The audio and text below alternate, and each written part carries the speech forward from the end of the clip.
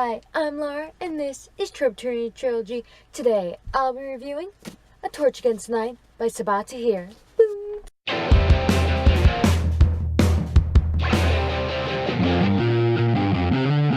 So, this book is a sequel to The Wonderful and Ember in the Ashes, meaning I can't fully review it without spoiling the first book. However, I have already reviewed this book, so I will link that video in the description. If you haven't read Ember in the Ashes, go away now, check out the other videos if you time for A Torch Against Night.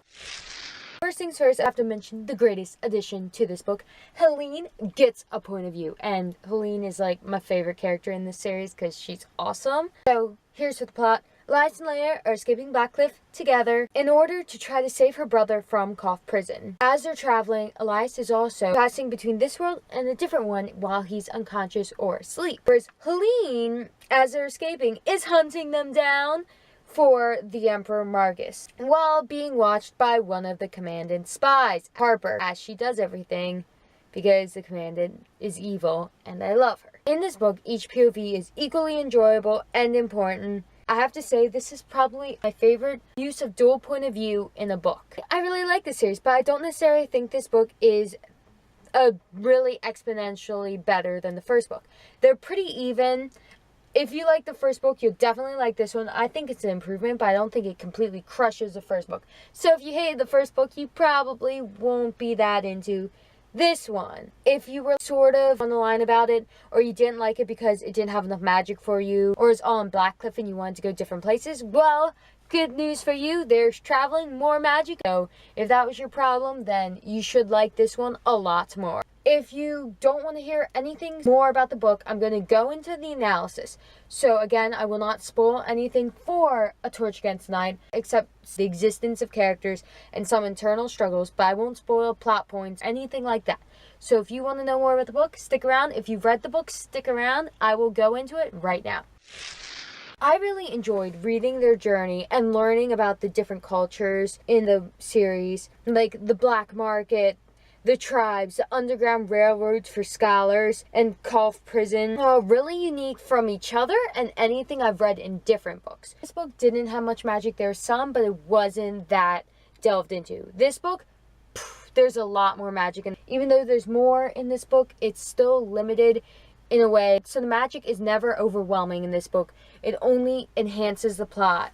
I really like the use of magic in this book because, again, I feel like a lot of books the hero gets overpowered because of magic, whereas this one, the magic's usually working against them, and the magic that does help them is limited enough that their struggle still feels real. And one of the biggest uses of magic is the realm Elias keeps going to, aka the Soul Catcher's realm.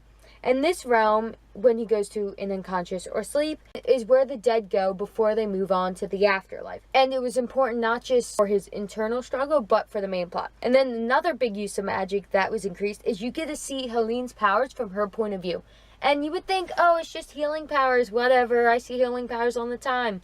It's way more in-depth than that, and I really liked how the author thought through the powers and how they worked. I do feel like this book improved the flaws of the first book. I felt like in the first book, I only really understood a handful of the characters like Elias, Leia, Helene, Izzy, and the Commandant. Whereas in this book, I feel like I understood almost every single character. All the characters, even the side characters, felt important and unique to me, which is great. Because in the last book, a lot of Elias's and Helene's friends sort of blended together. In this one, that was not a problem. I will admit I was wrong about the love triangle between Elias, Leia, and Keenan.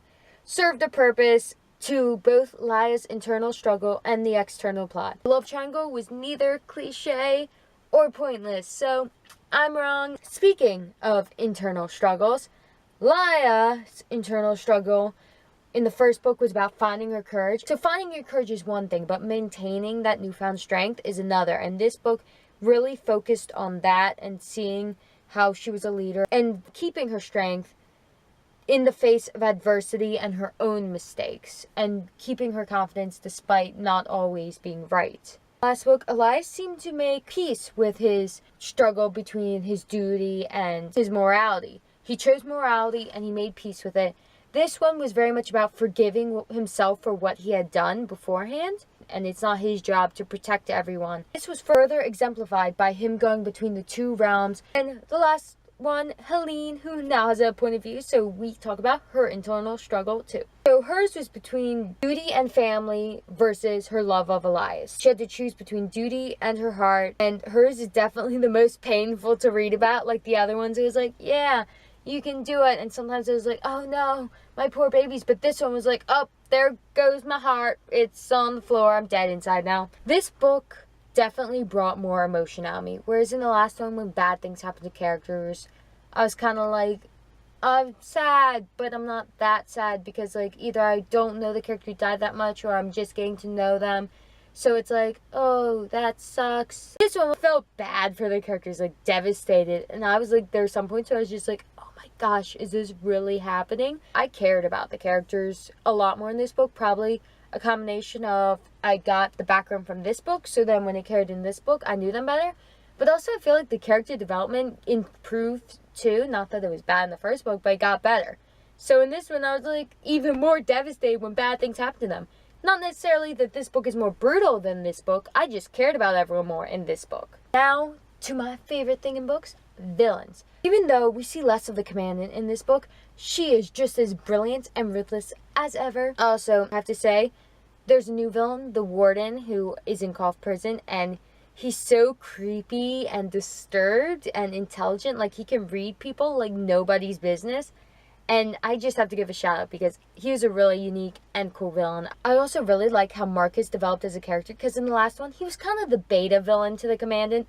Like, yeah, he physically could beat you up, but intelligence-wise, he didn't seem as much of a threat. But now, he's so conniving, and you see the intelligence that I didn't see before, and I'm like, he feels like a real threat now. He's no longer the beta villain to the Commandant, but he's now her equal, which is interesting too, because none of the villains are on the same side.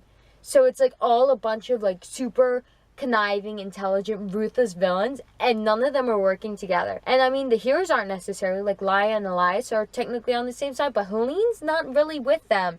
Like, she cares about them, but she's not really with them.